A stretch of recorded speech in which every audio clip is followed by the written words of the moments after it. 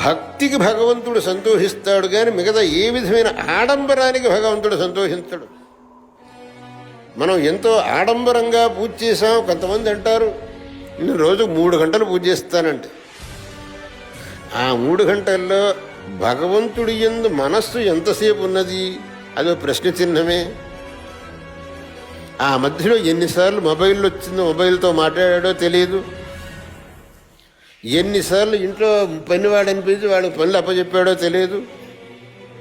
మరి 3 గంటల సేపు పూజ చేశానండి అని బయటి వాళ్ళకు చెప్పుకోవటమే తప్ప, ఆ 3 గంటల్లో మీ మనస్సు భగవంతుడిలో ఎంతసేపు లగ్నమైంది?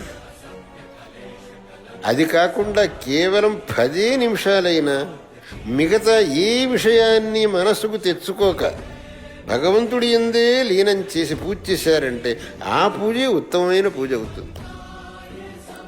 అది లేక కేవలం మనస్సును అన్యత్ర పంపించి యాంత్రికంగా పూజ చేశాను అని అనటంలో ఏమీ అర్థం లేదు, దానివల్ల ఫలితము రాదు.